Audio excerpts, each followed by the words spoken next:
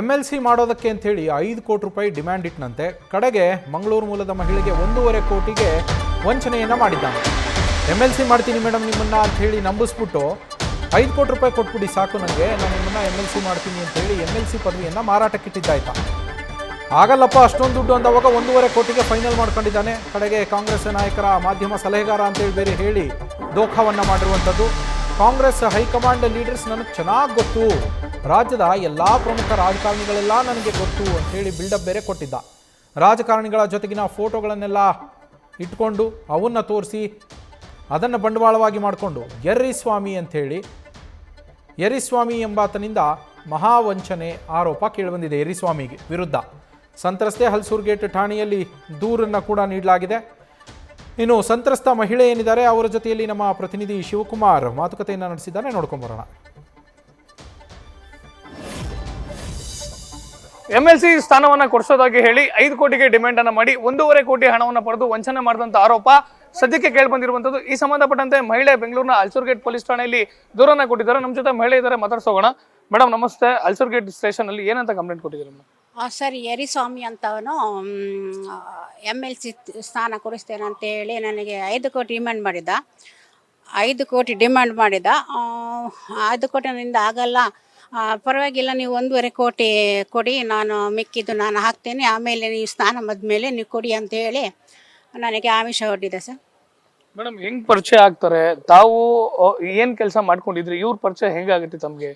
Sir, ನಾನು ಸುಮಾರು 25 ವರ್ಷಗಳಿಂದ ಸೋಷಿಯಲ್ ಸರ್ವಿಸಲ್ಲಿ ಕಾರ್ಯ ಮಾಡ್ತಿದ್ದೇನೆ, ಸೋಷಿಯಲ್ ಸೇವೆಗಳು ಮಾಡ್ತಾ ಇದ್ದೇನೆ.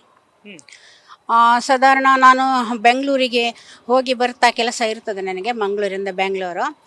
ನನ್ನ ಮಕ್ಕಳೆಲ್ಲ ಇಲ್ಲಿ ವಿದ್ಯಾಭ್ಯಾಸ ಉದ್ಯೋಗಕ್ಕೆಲ್ಲ ಬೆಂಗಳೂರಿಗೆ ಸೆಟಲ್ ಆಗಿದ್ದಾರೆ. ಆದ ಕಾರಣ ನಾನು ಸಮಾಜದ ಕಾರ್ಯಗಳಿಗೆ ನಿಮಿತ್ತ ನಾನು ಟ್ರಸ್ಟಿನ ಮುಖಾಂತರ ವಿಧಾನಸಭೆಗೆ ಕೆಲಸಕ್ಕೆ ಕಾರ್ಯಕ್ಕೆ ಬರ್ತಾ ಇದ್ದೆ.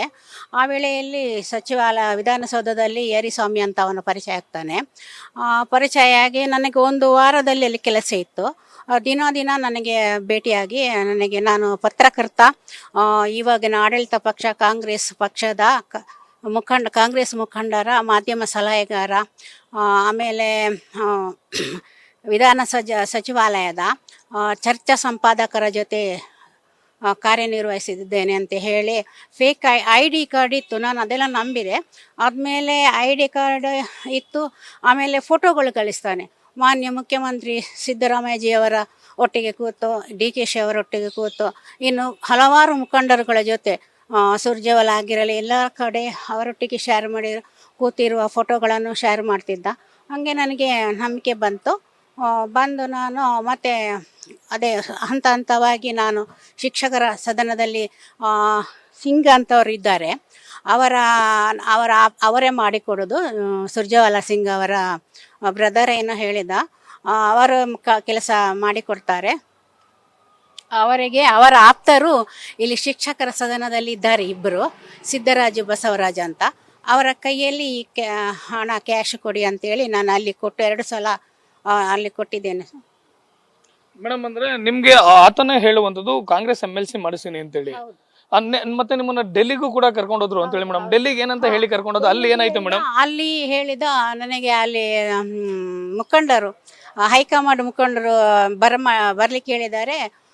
ನೀವು ನನಗೂ ಟಿಕೆಟ್ ಮಾಡಿ, ನಿಮಗೂ ಟಿಕೆಟ್ ಮಾಡಿ ಅಂತ ಹೇಳಿ ಫ್ಲೈಟ್ ಟಿಕೆಟ್ 2 ಮಾಡಿಸಿ ರೂಮು ಅಲ್ಲಿ ಟ್ರಿಬು ಇಂಟರ್ನ್ಯಾಷನಲ್ ಹೋಟೆಲಲ್ಲಿ ರೂಮ್ಗಳು ಬುಕ್ ಮಾಡಿದ್ದು. 2 ರೂಮ್ ಬುಕ್ ಮಾಡಿತ್ತು. 2 ರೂಮ್ ಬುಕ್ ಮಾಡಿ ರಾತ್ರಿ ಊಟಕ್ಕೆ ಹೊರಗೆ ಬಂದು ನಾವು ಒಟ್ಟಿಗೆ ಊಟ ಮಾಡಿ ನನ್ನ ಪಾಡಿಗೆ ನಾನು ಊಟ ಮಾಡಿಕೊಂಡು ಬೆಳಿಗ್ಗೆ ರಾತ್ರಿ ಮುಟ್ಟಿದ್ದೀವು. ಬೆಳಿಗ್ಗೆ ಅವರನ್ನು ಭೇಟಿಯಾಗೋದು ಅಂತ ಹೇಳ್ಕೊಂಡ. ಹಂಗೆ ರಾತ್ರಿ ಊಟ ಮಾಡಿ ಹೋಗುವಾಗ ಬಾಗಿಲು ತಟ್ಟಿ ನಾನು ಯಾರಂತ ನೋಡಿದಾಗ ನಾನು ಒಳಗೆ ಬರ್ತೇನಂತೆಲ್ಲ ಮಿಸ್ಬಿಹೇವ್ ಮಾಡಿದ ಮೇಲೆ ನಾನು ಹೆಂಗೆ ಹೇಳಿಕೊಂಡು ಬಾಗಿಲು ಮುಚ್ಚಿದ ಮೇಲೆ ನ್ಯೂಸ್ ಫಸ್ಟ್ ನಿರ್ಭೀತಿಯಿಂದ ನಿಮ್ಮ ಪರವಾಗಿ.